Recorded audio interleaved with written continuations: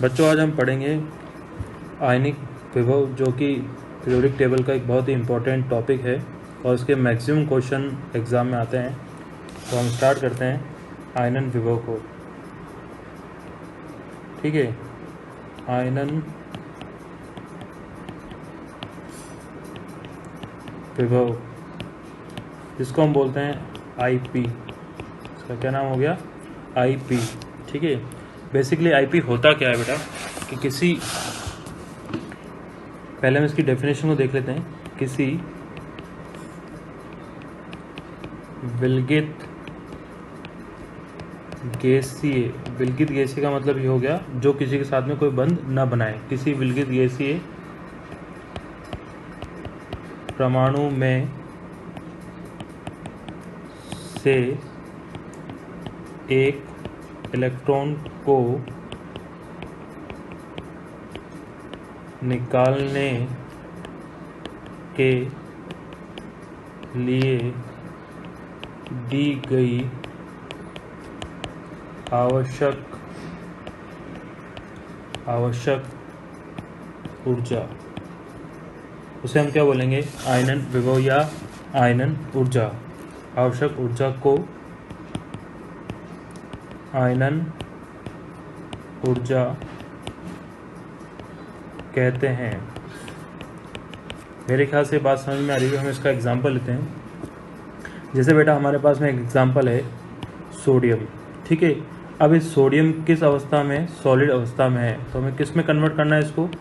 Sodium गैसीय अवस्था में कन्वर्ट करना है।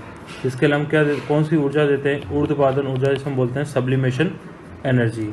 अब हमारी डेफिनेशन के अकॉर्डिंग हमारे पास में क्या होना चाहिए? किसी विलगित गैसीय परमाणु में, तो हमारे पास में विलगित गैसीय परमाणु आ गया और उसमें से हमें क्या निकालना है? एक इलेक्ट्रॉन निकालना है और उसके लिए जो आवश्यक ऊर्जा होगी उसे हम क्या बोलेंगे? आयनन ऊर्जा। ठीक है, जैसे हमारे पास में आ गया सोडियम गैसियस, तो हम इसको हम क्या देंगे? Ip। अभी इसके अंदर कितने इलेक्ट्रॉन थे? 281। कितने इलेक्ट्रॉन थे? 281। जब हमने Ip दिया था उसमें एक इलेक्ट्रॉन क्या हो गया? माइनस हो गया। तब इसके पास में कितने इलेक्ट्रॉन आ गए? इसके पास में इलेक्ट्रॉन आ गए 288। पहले यहाँ पर एक इलेक्ट्रॉन था, अब यहाँ पर कितने हो गए? 280। इसका मतलब क्या हो? एक इलेक्ट्रॉन निकल चुका है। इलेक्ट्रॉन निकलता है तो प्रोटोनों की संख्या बढ़ गई, इसलिए इसके ऊपर क्या चार्ज आ गया? पॉजिटिव चार्ज आ गया। और पॉजिटिव चार्ज का लाने के लिए हमने किसको इस्तेमाल किया? आयनन विभव का, जिसे हम बोलते हैं Ip।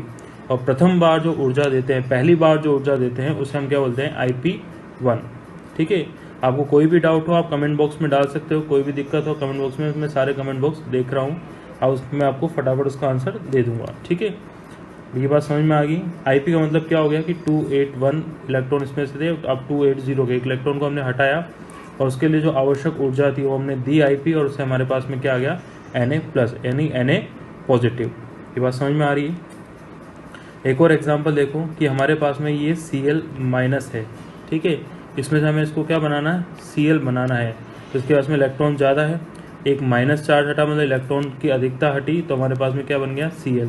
इसके लिए हमने कौन सी ऊर्जा दी? Ip, और इसका क्या बोला हमने इसको? Ip1। ये बात समझ में आ रही है।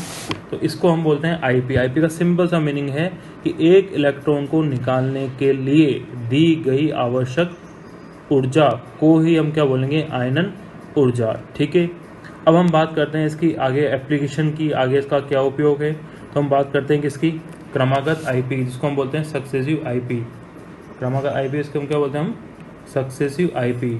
तो हम यहाँ पर लिखते हैं क्रमागत Ip, यानी क्रमागत आयनन ऊर्जा। तो क्रमागत आयनन ऊर्जा का मतलब क्या हो गया? यहाँ पर क्रमागत आयनन ऊर्जा का मतलब ये हो गया कि हमें एक ही परमाणु में से बार बार एक इलेक्ट्रॉन को निकालना है। एक परमाणु में से बार बार एक ही इलेक्ट्रॉन को निकालते चले जाना, मतलब उसी परमाणु में से इलेक्ट्रॉन को निकालते चले जाना, कंटिन्यूस। उसको हम क्या बोलते हैं? क्रमागत। कंटिन्यूस को हम क्या बोलते हैं? क्रमागत। जैसे हमारे पास में सोडियम है, तो सोडियम में कितने इलेक्ट्रॉन होते हैं? 11। तो 11 से हम 11 इलेक्ट्रॉन माइनस करेंगे और इसमें यहाँ क्या लेंगे? 0। तो एक बार में से 11 इलेक्ट्रॉन नहीं निकाले हमने, उसको एक बार में एक इलेक्ट्रॉन निकाला, मतलब इसके टोटल कितने Ip होंगे? 11। कितना IP होंगे इसके? IP, इसके टोटल IP होंगे हमारे पास में IP 11। ये बात समझ में आ रही है? ठीक है, अब इस बात को हम समझ लेंगे, हम उसको कैसे करेंगे। इसका सिंपल सा एक मीनिंग ये हो गया कि हमारे पास में फॉर एग्जांपल M कोई मेटल है जो किस अवस्था में है? गैसीय अवस्था में है। उसमें से हमें क्या निकालना है? इलेक्ट्रॉन को माइनस करना है, -1 इलेक्ट्रॉन करना है। तो इसके ऊपर क्या चार्ज है? M+, तो इसको हमने क्या बोला?